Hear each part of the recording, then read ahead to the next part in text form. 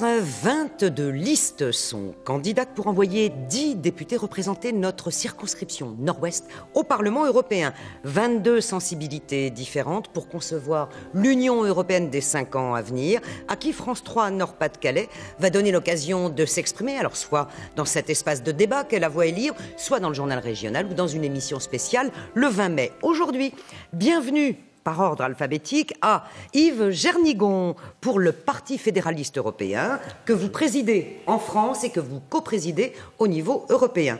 Chantal Sayaret, tête de la liste L'Europe citoyenne, une liste des listes suscitées entre autres par Corinne Lepage, qui est l'une de nos députées sortantes dans cette région nord-ouest, mais qui se présente cette fois en Île-de-France. Christine Poupin, vous êtes tête de la liste du NPA qui s'intitule « Pour une Europe des travailleurs et des peuples, envoyons valser l'austérité et le gouvernement ». Et enfin, Jean-Philippe Tanguy, vous représentez la liste « Debout la France, ni système ni extrême » avec Nicolas Dupont-Aignan. Alors je vous propose, mesdames, messieurs, de commencer par un petit tour de table rapide pour nous présenter votre credo en 2 questions. Alors, première question. Quel est votre slogan, votre formule pour dire tout simplement ce que vous ne voulez plus dans l'Europe telle qu'elle fonctionne actuellement à 28 et ce que vous voulez? Yves Jernigon. Oui, moi je suis complètement indigné du sort qu'on réserve à l'Europe depuis au moins 25 ans. Une formule, ce que vous ne voulez plus. C'est simplement, c'est clair, c'est non à Bruxelles de la finance et des technocrates et oui à une Europe démocratique gouvernée pour ses citoyens.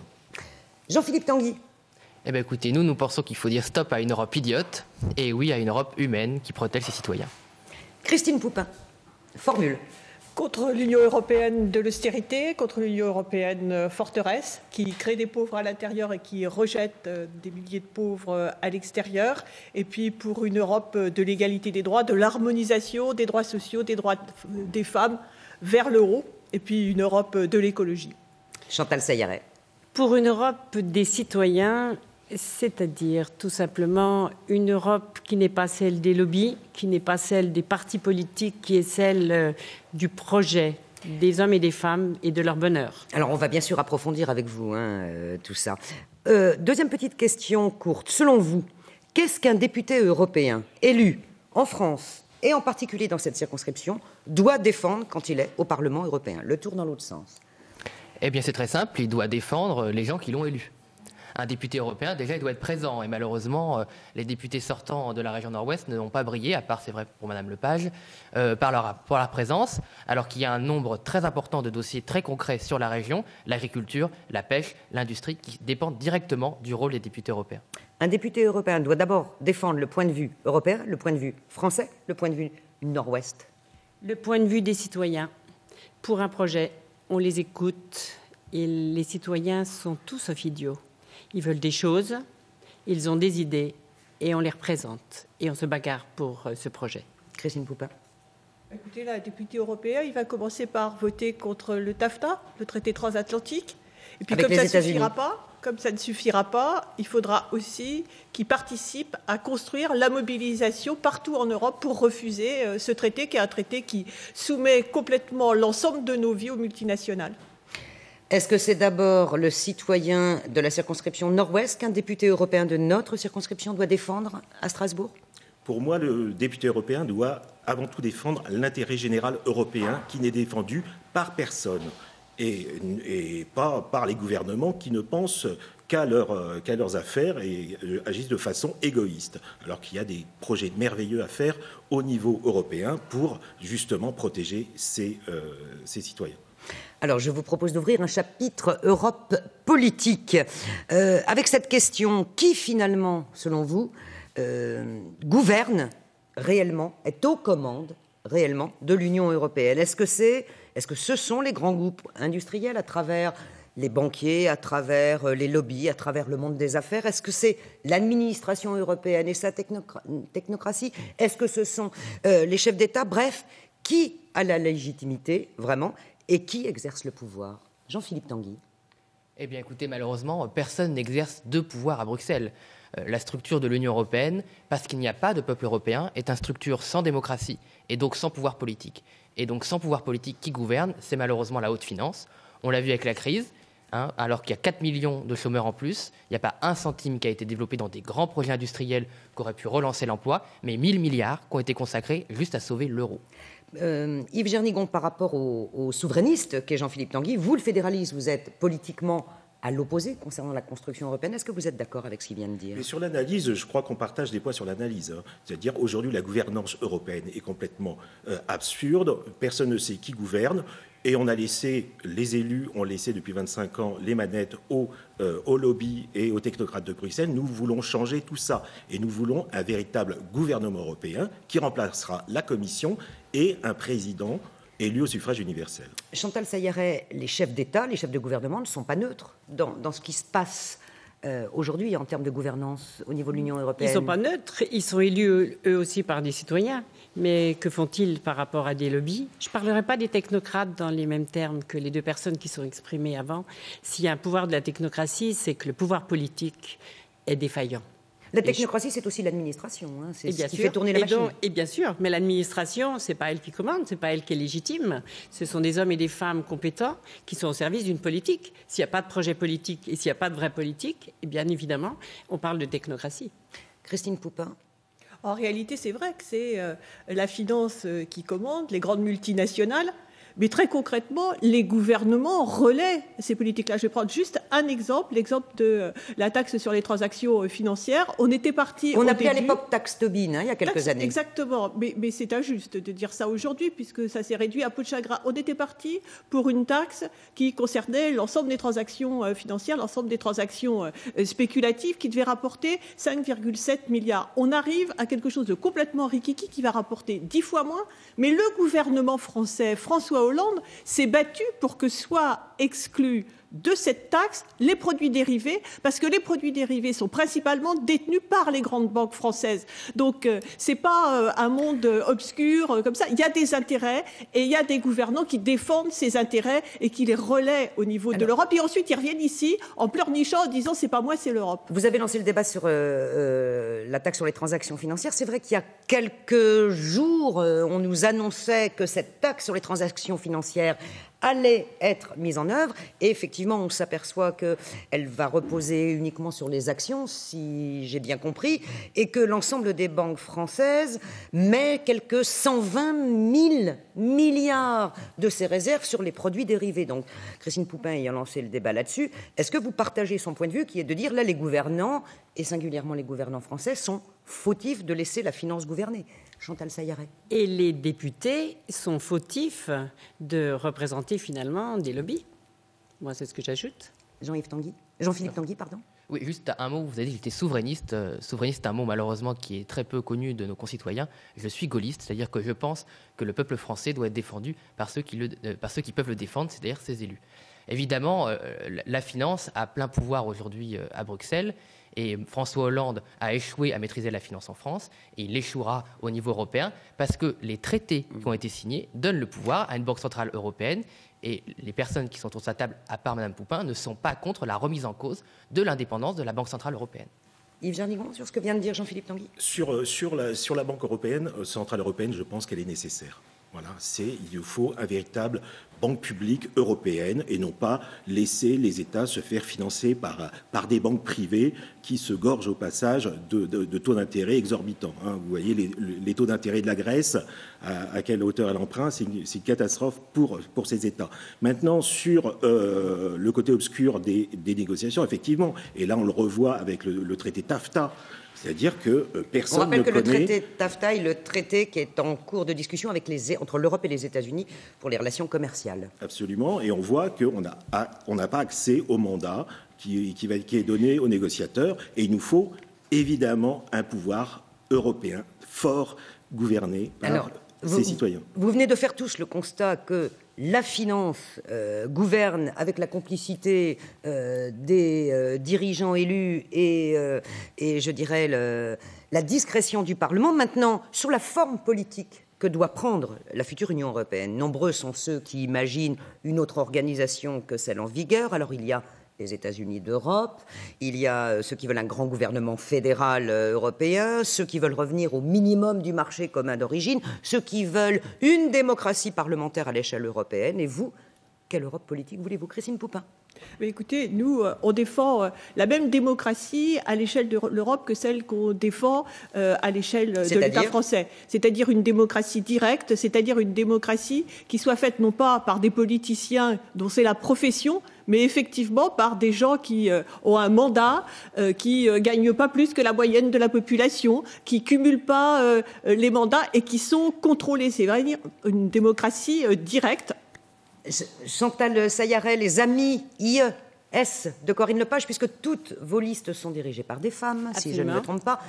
Corinne Lepage étant députée européenne sortante, vous voulez conserver l'organisation actuelle, l'organisation politique de l'Union européenne ? Pas vraiment. Nous sommes plutôt dans une logique qu'on appelle cœur d'Europe. C'est-à-dire que nous sommes très réalistes et nous pensons qu'au nombre des États qui forment l'Union européenne, nous avons trop de disparités pour pouvoir avancer ensemble. Donc il faut un cœur. Le chiffre n'est pas déterminé. Donc quelques pays et pas 28 ? Voilà. Quelques États qui ont un style, une complicité telle qu'ils vont pouvoir entraîner les autres. Jean-Philippe Tanguy. Écoutez, nous sommes toujours battus contre cette Union européenne-là, parce qu'elle ne peut pas marcher et elle ne marchera pas, car il n'y a pas de peuple européen. Donc il ne faut pas créer une nouvelle superstructure avec une myriade de fonctionnaires qui ne paient pas d'impôts et qui créent leurs propres avantages. Il faut faire une structure très légère qui permette aux États de coopérer ensemble et de faire des projets utiles et pas de se mêler de tout et n'importe quoi. Vous, c'est l'inverse. C'est une structure fédérale à l'échelle européenne ? Exactement. Alors, moi, c'est clair, c'est qu'on ne pourra pas faire une Europe fédérale à 28. Ça, c'est évident. Cet élargissement nous a amené à une zone complètement ingouvernable. Et donc, il faut resserrer aussi, pour nous, Parti fédéraliste européen, c'est le cercle concentrique qui va gérer 5 compétences, la monnaie, le budget, les frontières, la diplomatie et la défense. Et le reste à chaque pays ? Exactement. On entend dire régulièrement à quoi ça sert de voter le 25 mai, puisque de toute façon c'est la Commission qui décide. Pourtant cette fois-ci, le futur président de la Commission, qui remplacera en octobre Manuel Barroso, devrait être choisi en tenant compte du vote des citoyens. Le groupe qui arrivera en tête au Parlement pourrait voir son chef de file choisi par les gouvernants pour diriger la Commission. Alors, si jamais ça se produit, ce qui n'est pas non plus complètement sûr, est-ce que selon vous, ce sera une modification suffisante pour un meilleur respect des citoyens et de la démocratie ? Chantal Sayaret. Tout ce qui redonne du pouvoir aux citoyens que représentent les députés va dans le bon sens. Jean-Philippe Tanguy. Non, mais malheureusement, ça fait partie des illusions qu'on raconte aux Français à vous chaque élection. C'est-à-dire que vous voulez dire quoi ? Que les chefs d'État en sous-main feront ce qu'ils voudront ? Mais c'est pas que je le pense, c'est que Mme Merkel l'a dit hier. Donc il n'y aura pas d'élection démocratique. De toute façon, déjà, il y a combien d'échelons entre le vote du citoyen et le vote du président de la Commission ? C'est pour ça que ça ne marche pas. C'est pour ça qu'il faut un seul échelon entre le citoyen et son représentant. Point barre. C'est clair sur l'élection du président de la Commission. Nous, on veut la suppression de la Commission et son remplacement par un gouvernement. Un gouvernement élu par tous les citoyens européens directement ? Par le Parlement. Indirectement, mais un président élu au suffrage universel en Europe. Voilà, nous, c'est clair. Mais on soutiendra quand même le fédéraliste Guy Verhofstadt, qui représente un petit peu... C'est le Belge, hein ? Exactement. C'est l'ancien Premier ministre belge. Tout à fait, qui est un peu ce qu'on représente aussi, qui sait parler avec des hommes de gauche. Il a écrit un livre avec... Oui, parce que c'est un libéral. Exactement, mais plus libéral au sens aussi politique du terme. Et donc, il nous convient tout à fait, puisque nous aussi, chez nous, il y a des fédéralistes de gauche et il y a des fédéralistes de droite. Christine Poupin, et chez vous ? Non, mais il n'y a pas d'amélioration sans rupture avec les institutions de l'Union européenne. Elles sont construites pour ça. Oui, c'est le traité de Lisbonne qui a prévu cette disposition. Traité comme des institutions antidémocratiques. Alors après, l'affaire du président, c'est poursuivre dans une conception de la politique totalement personnalisée. Nous, on est déjà contre l'élection du président de la République. On est contre cette fonction qu'on considère comme totalement monarchique et on voit ce que ça donne. Donc c'est pas pour dire ça à l'échelle européenne. Donc il faut une rupture avec les institutions. Il faut une véritable constituante qui permette effectivement à la population, aux jeunes, aux travailleurs, aux salariés de se déterminer directement sur ce dont il est question. Il y a un processus un peu de ce type-là avec le mouvement Podemos dans l'État espagnol, et bien c'est ça qu'on voudrait voir se réaliser à l'échelle de l'Europe. Alors on ouvre un chapitre Europe sociale dans notre région, avec les travailleurs détachés du terminal méthanier de Laune-Plage ou encore avec la concurrence des chauffeurs routiers venus de pays plus à l'est. On sait ce que dumping sauvage veut dire. Est-ce que selon vous, avec les traités actuels qui consacrent d'abord une zone de libre-échange, une Europe sociale plus protectrice pour les travailleurs est possible. Jean-Philippe Tanguy. Mais écoutez, c'est l'Europe actuelle et par traité qui a créé les méfaits que vous dénoncez. Moi, je suis allé 2 fois au terminal méthanier, j'ai rencontré 3 fois les routiers, j'y retourne la semaine dernière à Bouchain, à Géodis. J'aimerais bien que les eurodéputés sortants viennent voir sur le terrain les conséquences concrètes des textes qu'ils ont votés et qu'on ne peut pas se départir avec cette organisation actuelle. Tous les députés sortants et ceux qui se présentent, qui prétendent pouvoir changer la directive travailleurs détachés ou la situation de tous les cas sociaux, c'est faux. Et ils mentent. Et je voudrais quand même donner une information. Le candidat, M. Schulz, du Parti socialiste, et le président du Parlement sortant est responsable de tout ce qui se passe au niveau social, et le candidat de l'UMP... Les socialistes ne sont pas sur le plateau pour se défendre. Oui, c'est dommage. Et M. Juncker, le candidat de l'UMP, a gouverné le Luxembourg pendant 18 ans, qui est un paradis fiscal, social, qui organise et qui vit de la traite liée de travailleurs détachés. Chantal Sayer, est-ce que vous partagez cette analyse et ce constat? Non. Moi, j'ai envie de dire que l'Europe, elle est importante, elle existe, et qu'on n'a pas le droit de faire rêver à des horizons meilleurs, parce qu'il va falloir une procédure très lourde pour changer le traité. Alors moi, ce qui me paraît important, c'est d'être pragmatique, réaliste et à traité constant. Et par rapport à cette Europe sociale, je pense que dans ce contexte-là, on pourrait faire mieux. On pourrait, dans ce contexte-là, j'insiste bien, dans le traité actuel, on pourrait absolument vérifier une meilleure application du droit social. Christine Poupin, vous n'êtes pas d'accord, je suppose?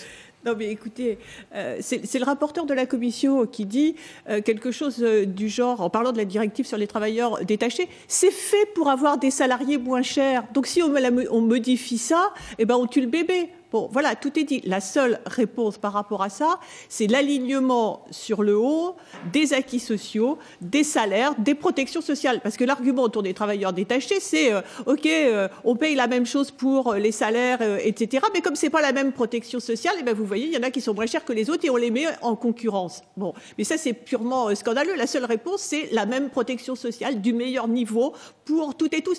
Et ceux qui en profitent quand même derrière, parce que moi je travaille dans une filiale de Total, donc je travaillais avant d'être vendu, je sais comment ce sont les grands groupes qui utilisent cette mise en concurrence des salariés et qui profitent de ce travail et de ces conditions d'exploitation absolument scandaleuses. Et donc la solidarité, elle ne peut venir que des salariés eux-mêmes. Et d'ailleurs, comme militante syndicale, c'est aussi ça qu'on organise avec les travailleurs qui sont détachés. Yves Gernigon, les fédéralistes que vous représentez font le constat que les traités ne permettent pas une meilleure protection des travailleurs? Bien évidemment, et on est pour supprimer ces traités, pour avoir une véritable constitution fédérale avec des institutions ad hoc. Sinon, sur les travailleurs détachés, bon, c'est une solution un peu moyenne qui répond aussi à la lutte contre le travail au noir, mais bon, c'est en aucun cas quelque chose de satisfaisant. Mais moi, je voudrais rajouter quelque chose, c'est renvoyer les députés qui ont voté tous les traités d'élargissement. Et je pense que ce dumping social est directement lié à un agrandissement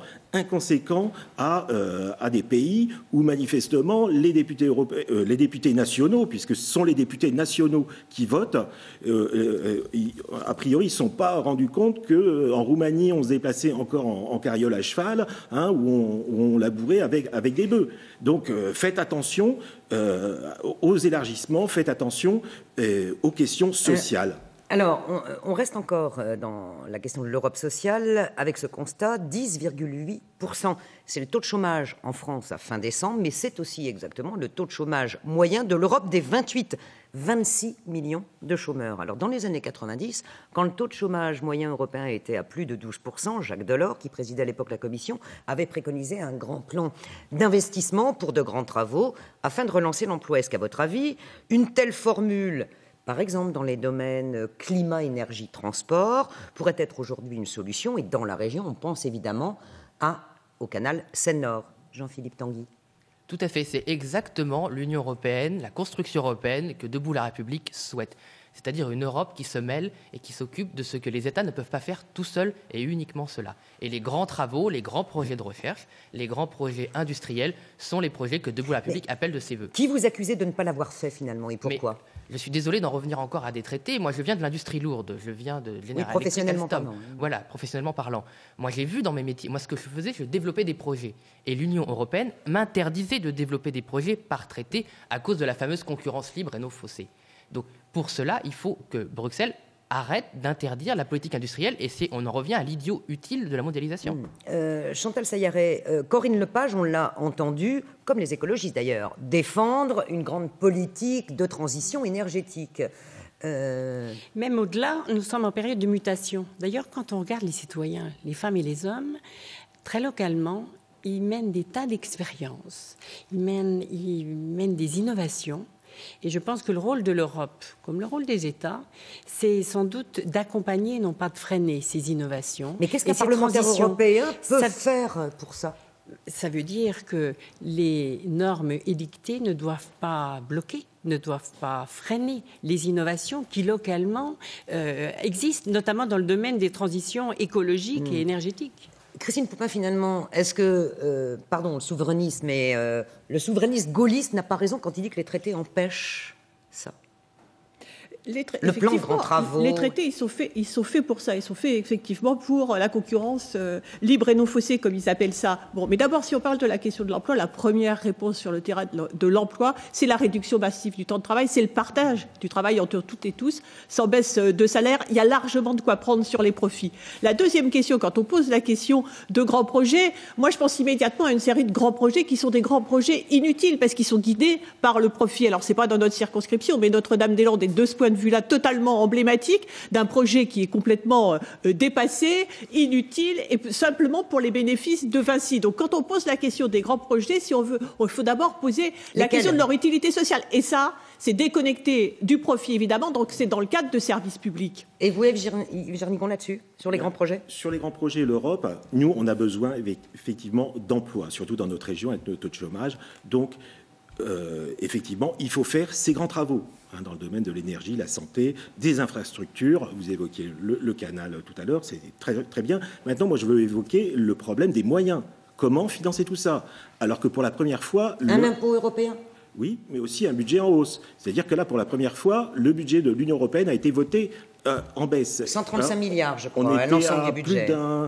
Plus d'un milliard, de 1000 milliards d'euros, et on arrive maintenant à moins de 1000 milliards d'euros, 960 milliards. Donc comment voulez-vous financer des projets, sérieusement des projets, avec ça ? Nous, notre solution, c'est un véritable budget européen, financé par les taxes sur les transactions financières, et qui va aussi... et des emprunts, voilà. Puisque l'Union européenne n'est absolument pas endettée, à zéro dette. À propos des finances, on ne peut pas ne pas parler du débat sur la sortie de l'euro. On évoquait le taux de chômage. Avec 12%, le taux de chômage est encore plus élevé dans la zone euro à 18 que dans l'Union à 28. La monnaie trop forte est considérée par certains comme la cause de tous les maux. Alors, pourtant, d'après un sondage BVA, 59% des Français ne veulent pas sortir de l'euro. Alors, pour vous, c'est vraiment l'euro le problème ou c'est ce qu'on en fait ? Ah, mais c'est ce qu'on en fait, mais dans les deux sens. C'est-à-dire sauver l'euro à tout prix sans rien en faire avec une erreur, et sortir de l'euro, comme le veut le faire Mme Le Pen, en distribuant de l'argent partout, ça ne sert à rien. Vous dites l'euro-franc. L'euro-franc, c'est-à-dire... Qu'est-ce que c'est ? Eh ben, c'est vrai que c'est un peu compliqué. Et il faudrait... 30 secondes, l'euro-franc, 30 secondes, vous allez le faire. Le problème de l'euro, c'est que c'est trop rigide, alors que les États et les économies sont très différentes. Donc nous, ce qu'on dit, il faut une monnaie qui reste unie, solidaire entre les pays, mais qui soit souple entre elles pour laisser de la liberté, donner de l'air aux États. L'euro, c'est le problème ou c'est ce qu'on en fait ? L'euro, on ne remet pas en cause l'euro. L'euro, ça n'est qu'un outil, ça n'est qu'un moyen. Ce qui est important, c'est que cet outil et ce moyen soient au service d'un projet politique fort. Donc on reste dans l'euro. Christine Poupin. La question principale, c'est celle de la dette, et en particulier de cette dette qui a été créée parce qu'on a diminué complètement les rentrées avec des cadeaux fiscaux aux entreprises et aux plus riches. Bon, et puis ensuite, il n'y a pas assez d'argent, donc on emprunte à des banques. Quand ces banques font faillite, c'est encore l'argent public qui rembourse, et ils continuent à spéculer sur cette dette. Vous êtes pour la sortie de l'euro ou pas ? Nous, on est pour l'annulation de la dette. on est pour des politiques sociales unifiées. Bon, et la question de l'euro, elle est totalement secondaire par rapport à ça. C'est un outil, vous dites comme Chantal Sayaré. Parce que c'est pas ça qui détermine. On voit bien qu'une politique réactionnaire, austéritaire, anti-ouvrière, elle est menée avec ou sans l'euro en Angleterre, par exemple. Donc c'est pas ça d'abord la question. Et vous, Yves Jarnigon? Alors bien évidemment, on ne sort pas de l'euro. C'est clair, c'est une monnaie qui est stable, qui est solide, qui nous a protégés contre les crises. Ça, il faut le dire. Je suis désolé. Maintenant, il y a une question qui pose problème, c'est le taux. C'est le taux de change. L'euro trop fort. Exactement. Et le problème, c'est comment ajuster ce taux, alors qu'on n'a pas les moyens en Europe. Aux USA, ils y arrivent très bien, ils font fluctuer les marchés, ils refont fonctionner la planche à billets pour descendre plus ou moins ajuster leur monnaie au taux qu'ils veulent. En Chine, c'est une puissance politique, ils fixent arbitrairement eux-mêmes les taux de change. Nous, on n'a pas ces moyens. Il faut donner à l'Europe un moyen de gouverner sa monnaie. Alors, on va terminer évidemment sur cette question de fond. Sortir de l'Europe, c'est sortir de l'histoire. C'est ce qu'a déclaré avant-hier 8 mai François Hollande. Un écho au dernier discours de François Mitterrand à Bruxelles qui déclarait le nationalisme, c'est la guerre. La crainte d'une guerre civile en Ukraine aux portes de l'Europe est réelle. Dans ce contexte, est-ce qu'il ne vaut mieux pas une Europe malade, bancale, que pas d'Europe du tout? Et on terminera là-dessus. Yves Jarnigon. Sortir de l'Europe, c'est sortir de l'histoire. Oui, enfin bon, moi, de toute manière, François Hollande ne croit pas aux États-Unis d'Europe. Il l'a dit dans un discours, il ne croit pas en cette Europe, alors qu'il faudrait bien évidemment, si on n'y prend pas garde, de toute manière, si on ne prend pas des mesures énergiques, on va sortir de l'histoire. Donc, moi, j'appelle de mes voeux une Europe fédérale, une Europe qui puisse se défendre contre les puissances émergentes et qui puisse démocratiquement conduire des politiques au bénéfice de ses citoyens. Pour éviter la guerre et le nationalisme, mieux vaut cette Europe que pas d'Europe? Il faut une Europe sociale, il faut une Europe de l'égalité des droits, il faut une Europe de la solidarité, il faut une Europe ouverte qui arrête avec Schengen et cette Europe forteresse, parce que la guerre, elle est aussi faite par les grandes puissances européennes, pas seulement en Europe. Il faut regarder ce qui se passe ailleurs avec des politiques de pillage. Bon, et donc cette Europe-là, elle peut se construire que par la mobilisation conjointe des peuples et des jeunes dans toute l'Europe. Chantal Sayaré, on conserve cette Europe-là malgré tout. Bien sûr qu'il faut une Europe, mais une Europe, j'ose pas dire des peuples, mais une Europe des citoyens, avec une façon de fonctionner autre, avec une démarche qui tienne compte des citoyens et qui est à leur écoute, tout simplement. Jean-Philippe Tanguy, cette Europe plutôt que rien du tout, face aux craintes de guerre, par exemple? Oui, mais enfin, c'est pas du tout le débat. Bon, François Hollande a fait une tribune indigente pour un président de la République, une tribune de bisounours. Les Français n'ont pas besoin qu'on leur fasse la leçon. Les Français ont besoin qu'on leur propose des solutions concrètes. Et c'est pas en faisant croire qu'il y a une menace de guerre qu'on va résoudre les problèmes des Français. Vous n'y croyez pas la menace de guerre en Ukraine? Mais c'est ridicule. En Ukraine, mais l'Ukraine n'est pas dans l'Union européenne. Oui, non, mais elle est aux portes. Oui, mais c'est l'Union européenne qui a créé la situation en Ukraine actuelle. Elle est entièrement responsable du chaos qu'elle a créé. Comme d'ailleurs, elle a été incapable de gérer la guerre en Yougoslavie. Donc, qu'elle arrête de faire la leçon. Qui n'était pas à l'époque dans ses filets, oui. Oui, voilà. Mais comme l'Ukraine actuellement. Donc, qu'elle arrête de faire la leçon à tout le monde et qu'elle propose des solutions à ses citoyens. Merci, mesdames et messieurs, d'avoir accepté notre invitation. Rendez-vous donc samedi prochain avec 4 autres listes pour évidemment entendre d'autres propositions pour l'Europe dans 5 ans, dans les 5 ans à venir. Passez un excellent week-end. Au revoir à la semaine prochaine. Portez-vous bien.